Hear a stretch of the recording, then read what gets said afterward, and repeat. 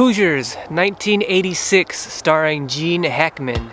Welcome back to Streetball Strategies basketball movie reviews.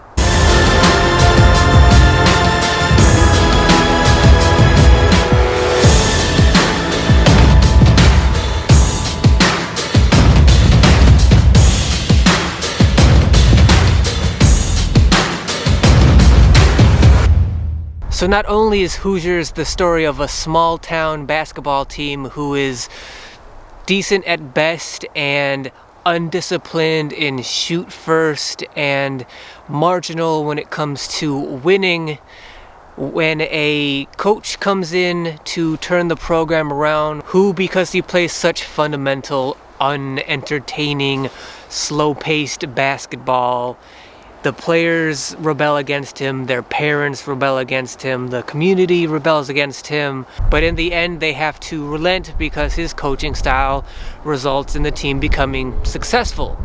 Not only is Hoosiers that story, but it is the story. It is the origin, it is the original story of that coaching arc and that team's arc.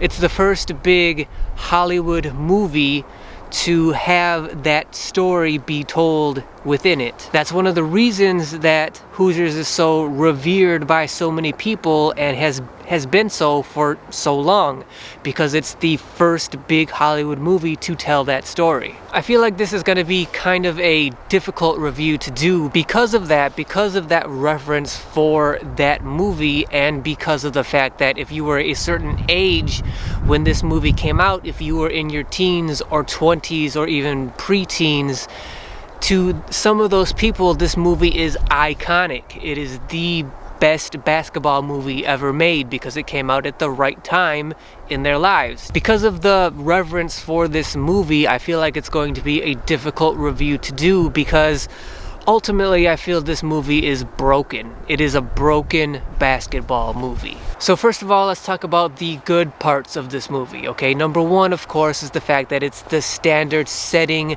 movie for this basketball story that over the last 35 years has been told time and time again. This is the very first big movie to tell this story. So there's that. That's very important in terms of respect. Number two, it's shot really well. It's shot like a big budget Hollywood movie, because a lot of movies to that point in 1986, basketball movies were shot and felt like made for TV movies. They didn't feel like big budget Hollywood movies, and Hoosiers does. Also, Gene Hackman is really good in this movie. He's typical Gene Hackman. He plays the role very well.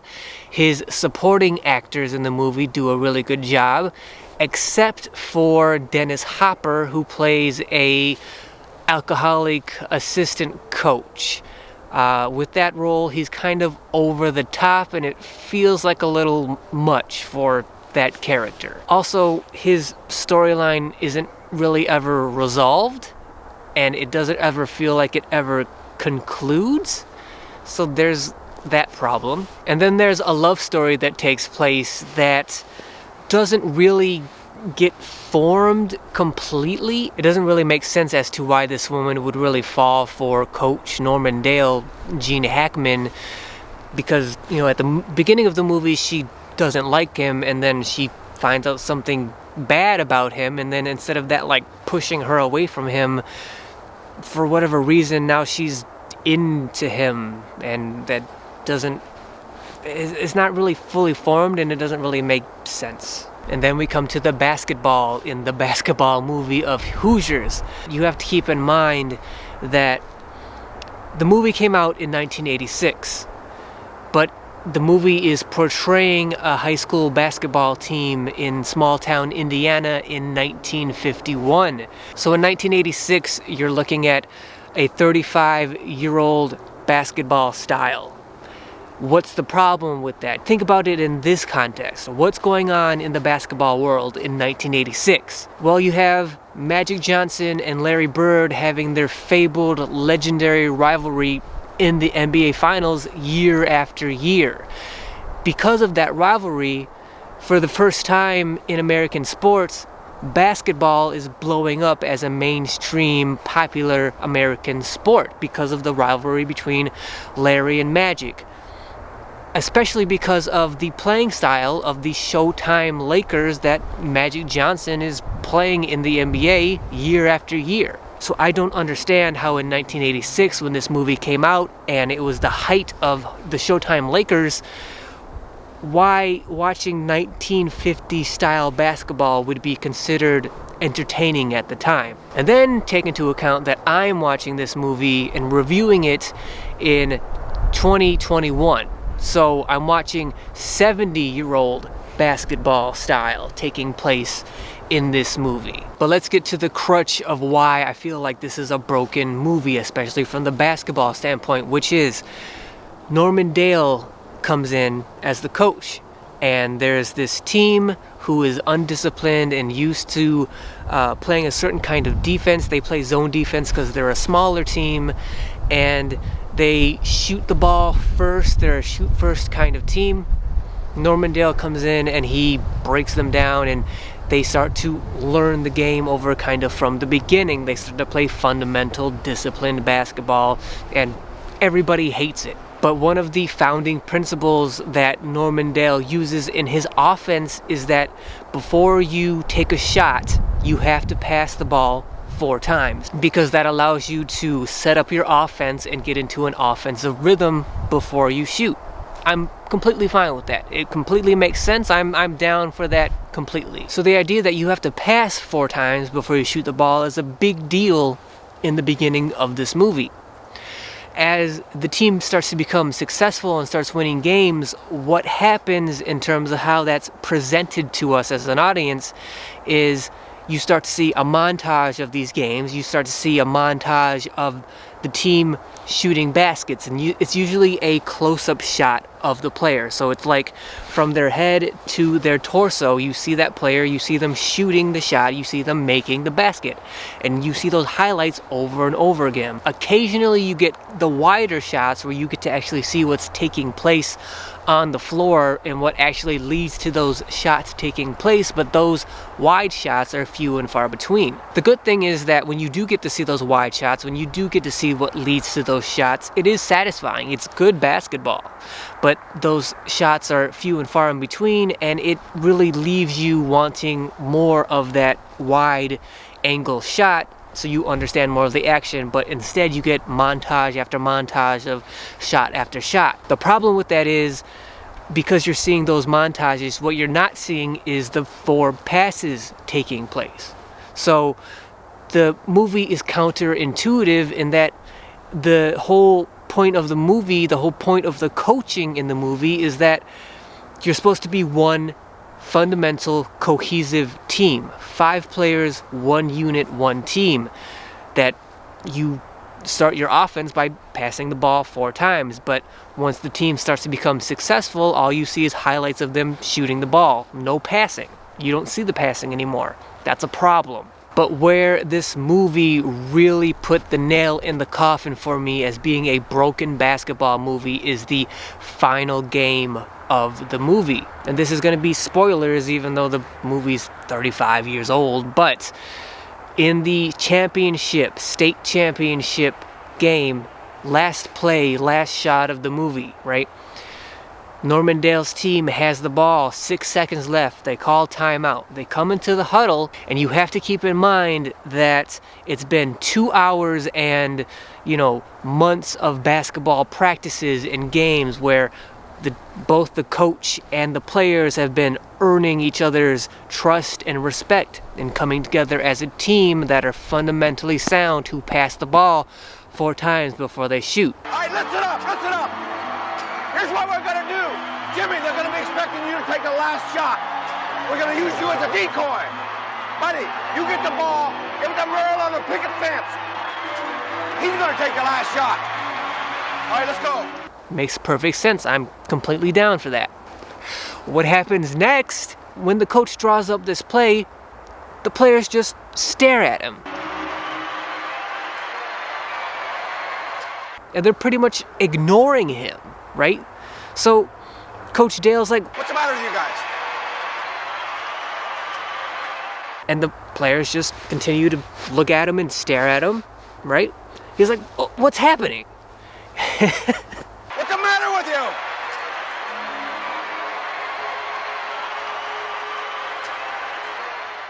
And then Jimmy in the huddle says, I'll make it. and Coach Dale just goes, All right. Buddy, get the ball to Jimmy, top of the key. Lester, just spread the floor. What? You can't do that. You made me watch this movie for 2 hours, drilling in the idea that you're one cohesive team, fundamentally sound, who passes the ball. Now there's 6 seconds left in the championship game, and you're gonna have your star player go one-on-one to win the game? That makes no sense. That completely counters what the rest of the movie was leading up to. You can't do that. That completely breaks the premise of the basketball in the movie. You can't do that. For me, that's unforgivable. That is egregious. You can't spend 2 hours drilling that message into the movie and then completely break it at the end. Not only that, but the defense doesn't even double team Jimmy. They just let him shoot the ball. That doesn't make any sense. Why wouldn't you double team the best player on the court with 6 seconds left? It doesn't make any sense, and it completely breaks the basketball narrative and premise of this movie for me. So is this a good movie? Just because I say it's broken doesn't necessarily mean that it's not a good movie. There are plenty of things that don't really work in this movie, but it's not bad, and I do respect it as the standard-setting movie for this kind of basketball story, and that it's the first time this story is being told in a big Hollywood movie, and so some oversights I feel like have to be forgiven. Because of that, it's not a bad movie. It's just it just feels incomplete. I think that's the best way I could describe it. It sets up the story well, it just doesn't finish it the way it should have. Should you see this movie? Well, here's the deal. If you have seen this movie, if it is already the iconic movie to you in your mind, obviously it doesn't matter what I say, but if you're a younger player, if you were born in the 90s or after and you don't really know about the reverence that's held for this movie, really I can only recommend seeing this movie under a couple conditions. One, you have to be a hardcore basketball student and or historian, because this movie does depict what high school basketball was like in the 1950s.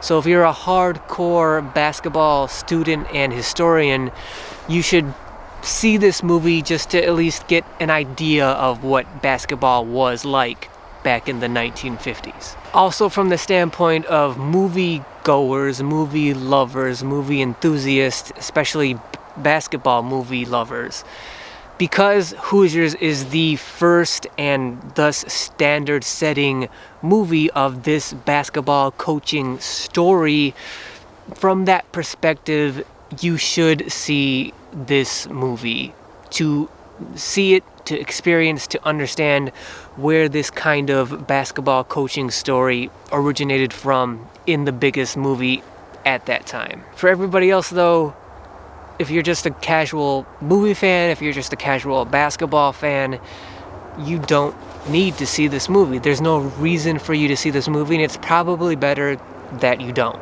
This movie, there's so much that you have to take into account and into context in order to grade it properly, because you have to take into account it was made in 1986 during the Magic and Larry rivalry era, but it's depicting 1951 style basketball.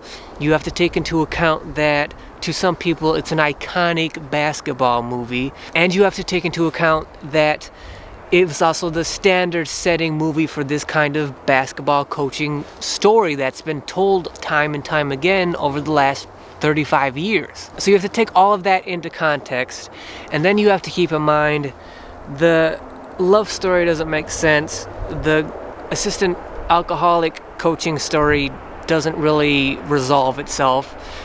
The basketball story begins well, but ultimately ends up not working out the way it should. It feels incomplete, and it feels like it contradicts itself. In 1986, when this movie first came out, it probably would have gotten somewhere in the B range of a grade for me. There have been plenty of basketball movies that have come out over the last 35 years where Hoosiers are just a better movie than a lot of basketball movies released over the last 35 years. But in terms of the best basketball movies that have come out since 1986, Hoosiers just can't compete. Because from the end of 1986, when Hoosiers came out, to about 1994, Hoosiers reigned supreme as the best overall well-rounded basketball movie to be made.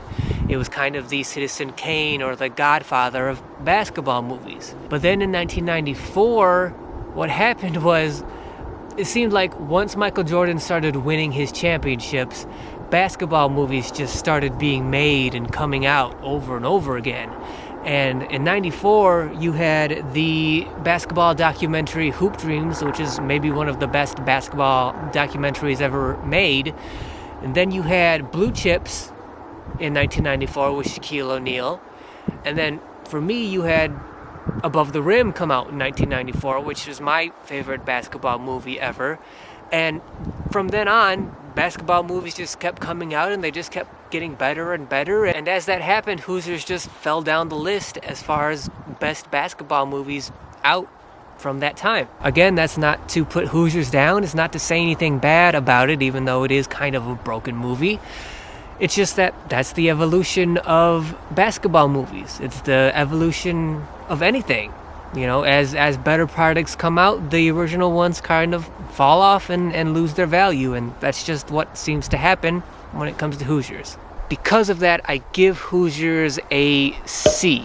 And to be honest, I want to give it a C minus because of how scattered and kind of broken and incomplete Hoosiers feels, but out of respect for the fact that it was the first big budget Hollywood movie to tell this story and the reverence that it's had throughout its lifetime, I give it a C. So thank you guys for watching. Whether or not you agree with this review, I did hope it was entertaining and at least informative. If it was, a thumbs up would be great, and if you could subscribe to the channel, that would be great as well, because that really helps me out. Make sure you hit that notification bell as well, because I believe Hoosiers was number 5 on Esquire.com's best basketball list. I believe number 4 is Blue Chips starring Shaquille O'Neal. So make sure you hit that bell so you're notified of when those videos comes out. And I'll see you guys in the next review. We East Champs, dog, get it right. Trust you wanna play, bring your ball in your